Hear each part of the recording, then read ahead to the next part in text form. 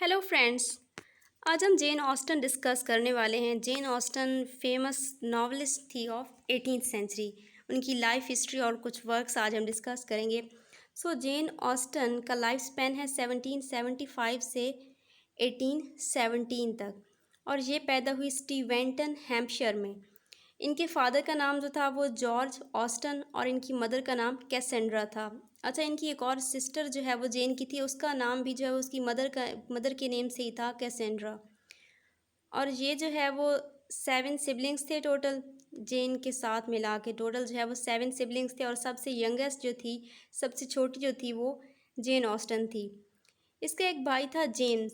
अब जेम्स जो है वो बहुत अच्छा राइटर था, काफ़ी जो है वो उसने भी काम किया। और जेन ऑस्टन ने जो है वो अपने भाई से इम्प्रेस होकर इन्होंने भी काम करना स्टार्ट कर दिया। इवन के बहुत अर्ली एज में इन्होंने जेन ऑस्टन ने जो है वो काम स्टार्ट कर दिया था। जब जेन जो है वो छोटी थी तो उन्होंने जो है वो चर्च अटेंड करना शुरू कर दिया था, और उसके फिर थोड़ी सी जब उनकी एज ज़्यादा थी तो उनको ऑक्सफोर्ड भेज दिया गया मिस एन काउली के under. Miss N काउली was her teacher. इनको जो है वो 2 सिस्टर्स को मिस एन काउली के पास भेज दिया गया, वहाँ पे जो है वो स्टडी के लिए।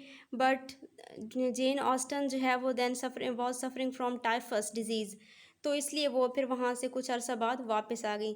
देन आफ्टर सम टाइम जब उनकी रिकवरी हुई तो उनको फिर बोर्डिंग स्कूल में भेज दिया गया, बट बोर्डिंग स्कूल में वो ऑलमोस्ट 1 ईयर रहीं। उसके बाद फिर अगेन जो है वो वापस आ गई थी, बिकॉज बोर्डिंग स्कूल की फ़ी जो है वो उनके लिए अफोर्डेबल नहीं थी। जेन ऑस्टन जो है वो उनको इंटरेस्ट स्टार्ट में ही, शुरू से ही, जब वो छोटी सी थी उस वक्त से उनका इंटरेस्ट था आर्ट और डांसिंग में। और इन्होंने अपना फर्स्ट वर्क जो स्टार्ट किया था वो एट द एज ऑफ 12 किया था। इन्होंने फर्स्ट ड्रामा जो है वो लिखना स्टार्ट किया था, और इनकी जो फर्स्ट कलेक्शन है उसको कहते हैं जोविनीलिया। जोविनीलिया जो है उनका फर्स्ट वर्क था, जो कि 3 वॉल्यूम पे बेस्ड था।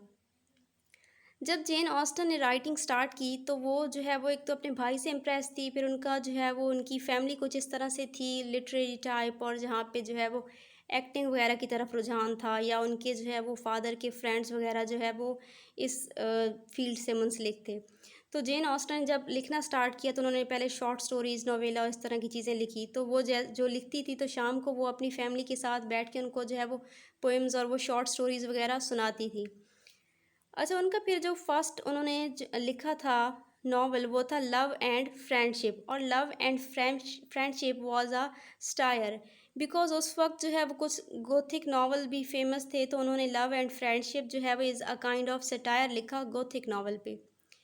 देन उन्होंने जो है वो एक स्टार्ट की हिस्ट्री ऑफ इंग्लैंड, जिसके उन्होंने जस्ट 34 पेजेस ही लिखे थे, और उसके बाद उन्होंने छोड़ दिया था, उसको क्विट कर दिया था। देन फिर उसके बाद उन्होंने जो है वो ये सोचा कि अब वो प्रॉफिट के लिए कमाएंगी, मींस अब वो जो है वो इसको अपने लिए एक एज अ अर्निंग जो है वो इसको यूज़ करेंगी। अब वो जो है वो काफ़ी प्रोफेशनल राइटिंग जो है वो करना चाह रही थी। नेक्स्ट जो है वो सर चैकर ग्रैंडसन, जो इनका जो है वो नेक्स्ट नावल था, या इसको द हैप्पी मैन भी कहते हैं, इनका जो इसके 2 नेम्स थे, फिर वो उन्होंने कंप्लीट किया। देन उन्होंने नेक्स्ट नावल अपना लिखा लेडी सुजान नावल, और ये भी जो है वो kind of satire on Gothic novel. Then उसके बाद जब इनकी एज थी ऑलमोस्ट 20, तो उनकी मुलाकात हुई जॉम लेफ्रॉय से। टॉम लेफ्रॉय वॉज हर नेबर, जो कि उस वक्त लॉ जो है वो कर रहे थे, लॉ की स्टडी कर रहे थे। देन इनका काफ़ी अच्छा टाइम गुजरा, और जब जेन ऑस्टन ने कुछ लेटर्स लिखे थे अपनी सिस्टर कैसेंड्रा को, जिससे उनकी जो है वो कुछ बायोग्राफी वगैरह मिलती है, उनकी लाइफ हिस्ट्री के बारे में हमें पता चलता है। तो उन्होंने अपनी सिस्टर को, कैसेंड्रा को, जो लेटर्स लिखे थे उसमें वो टॉम लेफ्रॉय का भी जिक्र करती हैं कि काफ़ी उनका अच्छा टाइम स्पेंड होता है, काफ़ी जो है वो उन्होंने उससे कुछ सीखा है। और उनके नॉवेल्स में भी जो उन्होंने हीरो वगैरह जो है उन हीरोज़, उनके कैरेक्टर्स हैं, उनमें भी जो है वो थोड़ी सी इनकी हमें टॉम लेफ्रॉय की झलक नज़र आती है। बट देन इसको जो है वो इसके पेरेंट्स ने कहीं और भेज दिया था जब उनको पता चला था इनके रिलेशनशिप का, और उसके बाद टॉम की और जेन ऑस्टन की कभी लाइफ में जो है वो मुलाकात नहीं हुई। फिर उन्होंने अपना कैरियर टॉम लेफ्रॉय ने कहीं और बना लिया था। देन इन्होंने अपना नेक्स्ट वर्क स्टार्ट किया एलिनोर एंड मैरीन, जो कि बाद में सेंस एंड सेंसिबिलिटी के नेम पे फेमस हुआ, इट्स सेंसिबिलिटी। नेक्स्ट इन्होंने लिखा फर्स्ट इम्प्रेशन, जो कि बहुत ही फेमस नावल बाद में बना, प्राइड एंड प्रेजुडिस, जिसका बाद में नेम प्राइड एंड प्रेजुडिस में चेंज हो गया था, और ये इनका बहुत ही फेमस नावल है। देन उसके बाद उन्होंने स्टार्ट किया द वॉटसन्स। द वॉटसन्स इनका जो है वो अनफिनिश्ड वर्क है, इसको ये कंप्लीट नहीं कर पाई थी। अच्छा, ये जो इनका वर्क था प्राइड एंड प्रेजुडिस या फर्स्ट इम्प्रेशन, ये इनके फादर को बहुत पसंद आया था और वो चाहते थे कि वो इसको पब्लिश कराएं। वो कुछ पब्लिशर्स के पास गए, बट उन्होंने इस वर्क को इवन के पढ़े बगैर ही रिजेक्ट कर दिया कि हम इसको पब्लिश नहीं करेंगे। सो उस वक्त ये पब्लिश नहीं हुआ, लेकिन बाद में पब्लिश हो गया था। देन उनकी फ़ादर की डेथ हो गई थी 1805 में। अब उनकी फ़ाइनेंशियल कंडीशन भी काफ़ी बुरी थी, बिकॉज़ उनके फ़ादर की डेथ हो चुकी थी।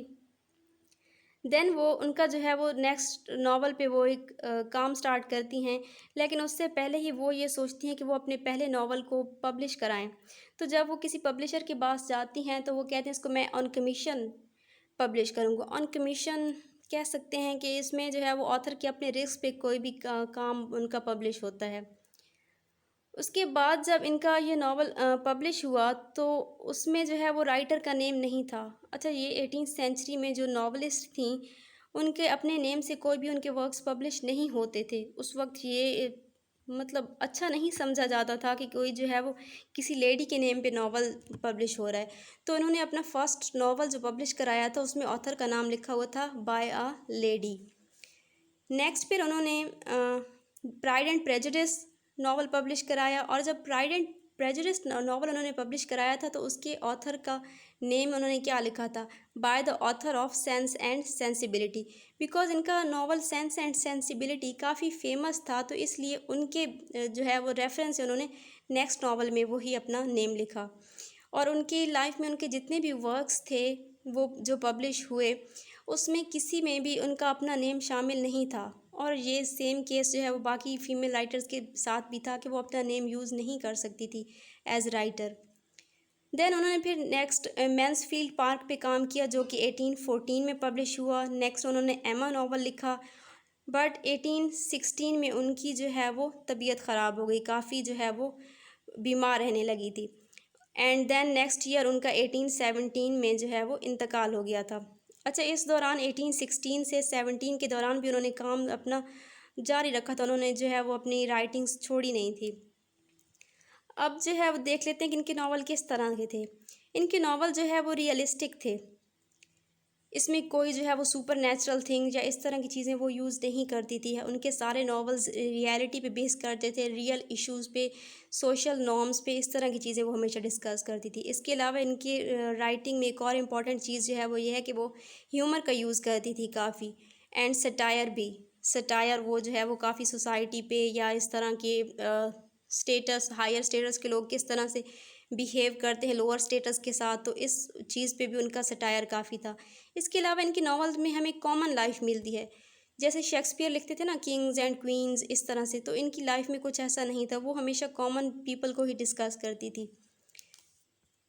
नेक्स्ट जो है वो जो वॉल्टर स्कॉट थे, वो 18th सेंचुरी के फेमस नावलिस्ट थे, और उन्होंने काफ़ी जेन ऑस्टन की तारीफ़ की है कि वो बहुत अच्छी नावलिस्ट हैं, और उन्होंने काफ़ी जो है वो रिकमेंड भी किया है। इवन के कुछ उस वक्त के फेमस नावलिस्ट ऐसे भी थे जो कि जेन ऑस्टन को शेक्सपियर के साथ जो है वो उनका दर्जा रखते थे कि ये जो है वो शेक्सपियर की तरह इनके नावल्स अच्छे होते हैं। अच्छा, इनके जो है वो 7 मोस्ट फेमस नावल्स हैं। इनके 7 मोस्ट फेमस नावल्स जो हैं वो देख लेते हैं। फर्स्ट इनका था सेंस एंड सेंसिबिलिटी, जो कि 1811 में उन्होंने पब्लिश कराया था। नेक्स्ट प्राइड एंड प्रेजुडिस, जो कि 1813 में पब्लिश हुआ था। नेक्स्ट एमा 1815 में। नेक्स्ट वन परसुएशन 1818 में। एंड लेडी सुजान 1871 में पब्लिश कराया था उन्होंने। नेक्स्ट जो उनका था वर्क द वॉटसन एंड सैंडिशन, ये उन्होंने 1804 और 1817 में पब्लिश नहीं कराए थे। ये उनका अनफिनिश्ड वर्क था जो कि उन्होंने स्टार्ट किया था, but due to some reasons उन्होंने वो काम कंटिन्यू नहीं किया था। इसी तरह से हिस्ट्री ऑफ इंग्लैंड भी जब वो लिख रही थी तो उसके भी जस्ट उन्होंने 34 पेजेस लिखे थे और देन उसको छोड़ दिया था, तो ये उनके अनफिनिश्ड वर्क थे। Thanks for watching. I hope so आपको जेन ऑस्टन की हिस्ट्री, उस उनकी लाइफ हिस्ट्री और वर्क्स पसंद आए होंगे। थैंक्स।